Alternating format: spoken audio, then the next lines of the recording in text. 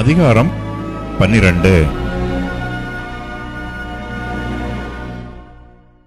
பின்னும் கர்த்தர் மோசேயை நோக்கி, நீ இஸ்ரவேல் புத்திரரோட சொல்ல வேண்டியது என்னவென்றால், ஒரு ஸ்திரீ கர்ப்பவதியாகி ஆண் பிள்ளையை பெற்றால், அவள் சூதக ஸ்திரீ விலக்கமாயிருக்கும் நாட்களுக்கு சரியாக 7 நாள் தீட்டாயிருப்பாள். 8ஆம் நாளிலே அந்த பிள்ளையினுடைய நினைத்தோலின் மாம்சம் விருத்த சேதனம் பண்ணப்படக்கடவது. பின்பு அவள் 33 நாள் தன் உதிர சுத்திகரிப்பு நிலையிலே இருந்து சுத்திகரிப்பின் நாட்கள் நிறைவேறும் அளவும் பரிசுத்தமான யாதொரு வஸ்துவை தொடவும் பரிசுத்த ஸ்தலத்துக்குள் வரவும் கூடாது.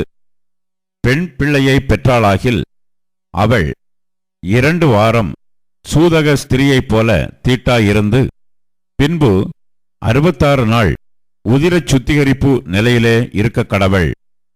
அவள் ஆண் பிள்ளையையாவது பெண் பிள்ளையையாவது பெற்றதற்காக அவளுடைய சுத்திகரிப்பின் நாட்கள் நிறைவேறின பின்பு அவள் ஒரு வயதான ஆட்டுக்குட்டியை சர்வாங்க தகன பலியாகவும், ஒரு புறா குஞ்சையாவது காட்டுப்புறாவையாவது பாவ நிவாரண பலியாகவும் ஆசரிப்பு கூடார வாசலில் ஆசாரியனிடத்துக்கு கொண்டு வர கடவள்.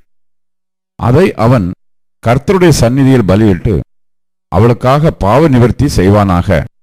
அப்பொழுது அவள் தன் உதிர ஊரலின் தீட்டு நீங்கி சுத்தமாவாள். இது ஆண் பிள்ளையாவது பெண் பிள்ளையாவது பெற்றவளை குறித்த பிரமாணம். ஆட்டுக்குட்டியை கொண்டு வர அவளுக்கு சக்தி இல்லாதிருந்தால் 2 காட்டுப்புறாக்களையாவது 2 புறா குஞ்சுகளையாவது, ஒன்றை சர்வாங்க தகன பலியாகவும் மற்றொன்றை பாவ நிவாரண பலியாகவும் கொண்டு வர கடவள். அதனால் ஆசாரியன் அவளுக்காக பாவ நிவர்த்தி செய்ய கடவன். அப்பொழுது அவள் சுத்தமாவாள் என்று சொல் என்றார்.